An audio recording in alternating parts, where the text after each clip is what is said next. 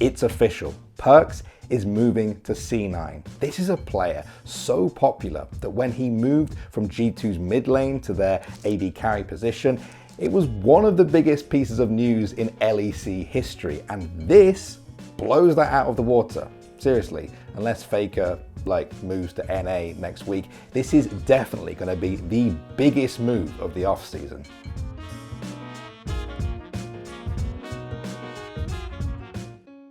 Alright guys, before we get into all this off-season craziness, I'm going to ask you to make sure you are subscribed. Also, let us know in the comments what kinds of videos you want to see next on the channel, and if you have any really good suggestions for videos, you can always email them to us at tips@thescore.com. When I first heard the news reported by Jacob Wolf, I immediately thought that this has the potential to be the biggest EU NA transfer story in League's history. But I do get a little bit carried away sometimes, so we sat down with LCS caster Azael to get some level-headed confirmation. I mean, I definitely think it's the biggest transfer to have ever happened, as far as in the Western scene from Europe to NA, because this is a player that's absolutely at his prime, who is one of the best, if not the best all-time players from the LEC. We always hear a lot of crazy stuff right before the free agent period starts, and Perkz moving to NA just sounded like another one of those wishful transactions. I mean, he literally said in a tweet last year that he was never going to move to NA. And why would he? Everyone believed him. Just 5 months after that tweet, he helped G2 reach their first ever Worlds Finals. Okay, they then lost pretty convincingly to a rampaging FunPlus Phoenix, but the point is they had shown they had something that most Western teams only dream of: the ability to compete internationally.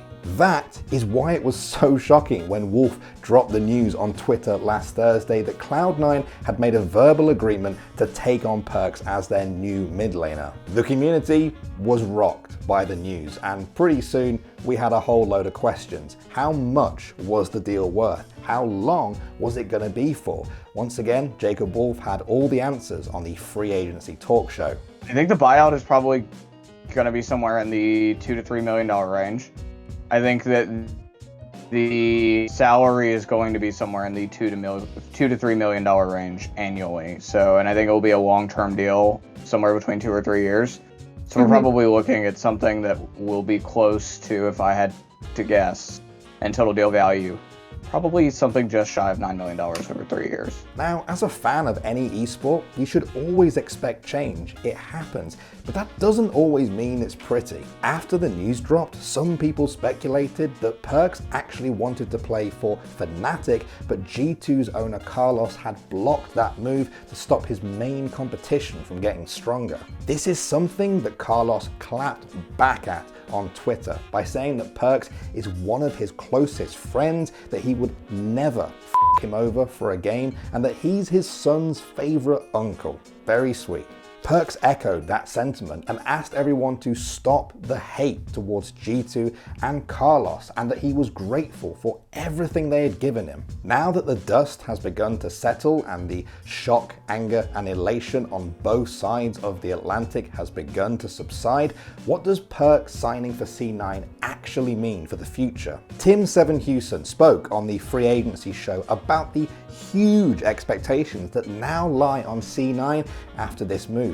There's a big story to tell about what kind of expectations they built for themselves. I think if Cloud9 makes this acquisition and comes in and doesn't win LCS and doesn't at least get out of groups at Worlds, or probably be expected to do a little better than that, then to me, I think you have to question, is it really worth that kind of resource layout? Then there's NA as a region. Some people have said that one of the main reasons NA seems to falter internationally is its tendency to sign big name imports at the expense of fostering local talent. There's nothing inherently wrong with importing talent. I think that the problem comes when you invest in importing at the expense of focusing on your own regional talent. So maybe there is nothing to fear, especially with a team like C9. They, above all others, have shown that they understand the importance of grassroots, homegrown talent. After all, they were the ones that took a team of 3 rookies and a handful of veterans all the way to World semi-finals in 2018 2018, the single best result for NA in modern league history.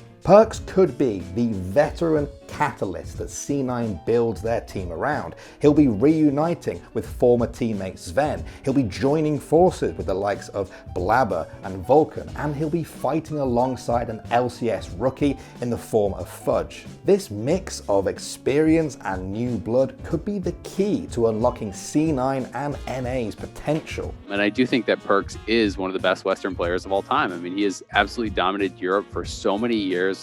He has had some of the most incredible international runs. He's an MSI champion. He's made the finals at Worlds. Perkz is one of those guys that is a competitor forever. Every single skill that is developed on Perkz is directly related to the game, is directly related to his impact on the team in the game. And while we're seeing Perkz grow off air, and while we're seeing Perkz grow in the social media spotlight and learn how to handle that pressure, it's also complementing his game. Now, generally speaking, I would say NA fans are pretty hype about seeing such a big talent come to NA, and EU fans are rolling their eyes in disappointment. For them, it's a pretty long-running meme that NA is just a retirement home for EU players, and that Perkz is just the latest victim of this talent drain. That said, Perkz is far from retirement, as we all know. He will probably find a good home, so don't worry about him. He will be fine with his new teammates in New York.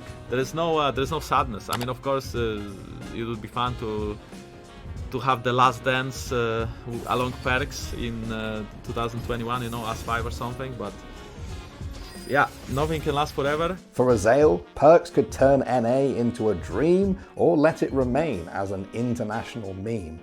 If Perkz does really well in North America, and if they get international success, I think that is encouraging to more European stars to maybe make the move, because if you can kind of have it all, right? If you can have the international success in North America and also have a bigger salary, then why wouldn't you want to come here? I think if on the other side, if Perkz fails in North America, if they don't do well internationally, or even fail to qualify for international play, then that kind of reinforces, I think, some of the stereotypes of like, oh, okay, if you go to NA, you can't have that success, you can't reach the same heights that you can in Europe. So Perkz is likely to be the biggest move of the offseason, but there are so many other moves that we haven't talked about. TSM Huni, who saw that coming? So TSM are finalizing a buyout agreement with Evil Geniuses for top laner Huni. Huni will be the new top laner of TSM. TSM are also looking to pick up Sword Art. They have just got themselves a Fresh Worlds finalist, if that report is true. Team Liquid, Alphari, and Santorin, 100 Thieves grabbing Closer, FBI, and Huhi, and FlyQuest acquiring Licorice and Jose Diodo, who is only the second ever South American import to the LCS. Over in Europe, we see Niski going to Fnatic, we see Broken Blade going to Schalke, and of course, there's a huge question mark over who will fill Perkz' role as G2's AD carry. And at the moment, it looks like it's going to be Reckless. Crazy. He's been a Fnatic icon for so many years, and now it looks like he's joining their biggest rival. How will G2 do with him on the team? There is still so much to discuss, but for now, Perkz is still the biggest headline. I am so excited to see how this move turns out, not just for Perkz, but for C9, for NA, for EU, and maybe this will shake things up at Worlds next year. Yes, that is right, I'm already talking about Worlds, and it's less than a month since the last one ended. The hype starts now. So this video has been all about one player, but there's so many other players that I want to talk about. One in particular would be TSM Huni. I don't know how to feel about that. I'm pretty confused. It could go really, really well, or it could go horribly wrong. And I'd say, as a TSM fan, that pretty much sums up TSM, doesn't it?